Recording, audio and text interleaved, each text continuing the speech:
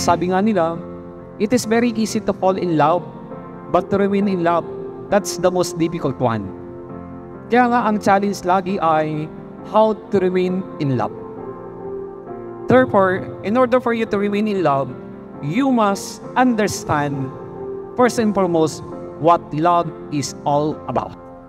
When the shadow won't leave. 13 years, 8 months na kami. Tagal-tagal na rin. Since siguro first year college. Hanggang nung nag-debut na siya. Siya na talaga. Kinakabahan pa rin ako. Na-stress po, kinakabahan. Pero excited naman ako. Si Philip kasi, feeling ko kaya ko siya love. Kung sino talaga siya. And feeling ko, mas lalo ko siyang minahal nung nakita ko yung worst side niya. Kasi feeling ko yung pong part na makita mo yung worst side ng tao, tapos mahal mo pa rin siya. Parang feeling ko, that's really a love. Ngayon pa lamang, I am telling you, hindi niyo pinakasalan yung taong perfecto. Nevertheless, despite of your imperfection, you still decided to spend the rest of your life with one another by accepting and receiving the sacrament of marriage. I know you're feeling overwhelmed before the day even begins, but I can see... Ayaw nga, no? Last time na binigyan kita ng ganito, 10th year anniversary natin, and now I'll see you later. Huwag ka masyado ma-excite. I love you. Anne-Claire. Wow! Wow, ang ganda. Mahal, thank you. Alam mong gusto ko to. Love you.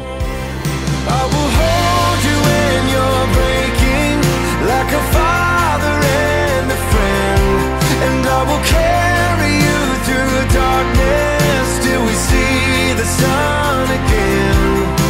Siyempre, ang lagi kong pinagpre-pray para sa amin is maging patient kami sa isa't isa, maging safe kami kahit na magkalayo ka. Sana mag-sink in sa amin na kung ano yung meaning nitong marriage and the life after this. Love one another, which you have been doing for the past 13 years. But take note, there is also another instruction. Love one another as I have loved you.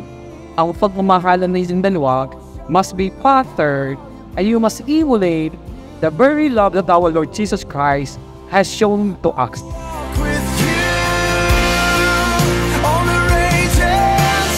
Mas strong ngayon kasi ang dami na po namin napagdaanan. Dati kasi parang feeling ko, saglitan lang to kasi first boyfriend ko, gano'n. Since ang dami na po namin napagdaanan together.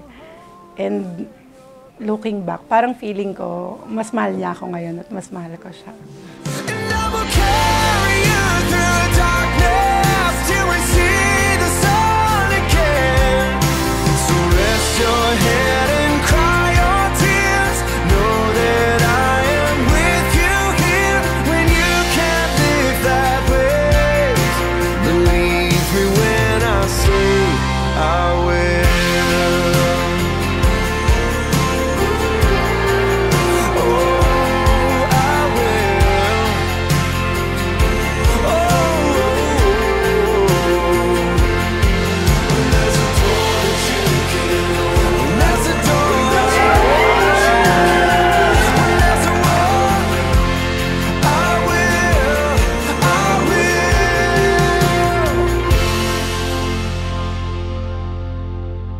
Hi, mahal.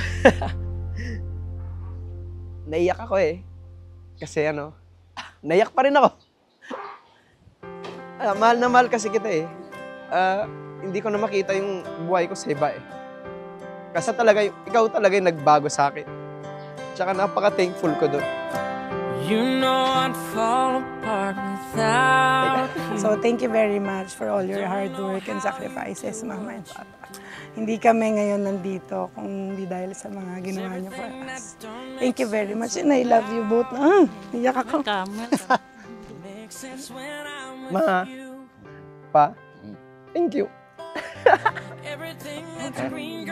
Thank you. Thank you sa lahat kasi hindi niyo ako pinabayaan. Sinuportahan niyo lang ako lagi. All through. Mano muna. Mahal, ito ang regalo ko sa'yo. Alam kong mahilig ka sa mga gold. Bibigyan pa kita ng, yes, maraming gold sa susunod. Thank you, B. Grabe. Looking forward sa mga susunod. Sana all. Hindi joke yun. Looking forward sa mga susunod talaga. I love your smile. It gives me joy. Your love gives me hope. You make me a better man.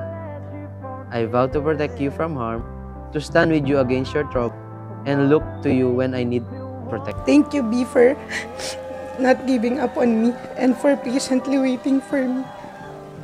We will never be here today if you did not. I promise to grow with you and build with you a better life each day as we learn from each other to be patient. Together, we can make our future the way we want and build my dreams with you. Starting today, we will grow old together. I will love you unconditionally. I will always choose to love you whatever it takes.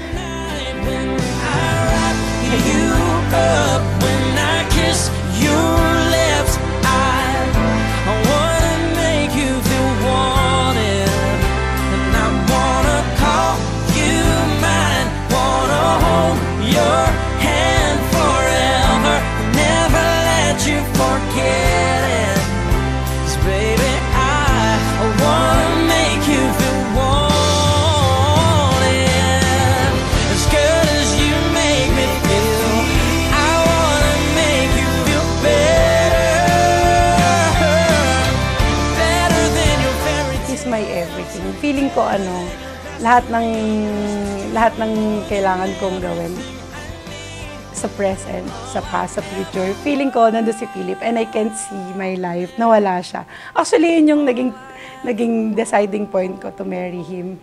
Kasi hindi ko na makita yung sarili ko or yung life ko without him there. I just wanna wrap you up, wanna kiss your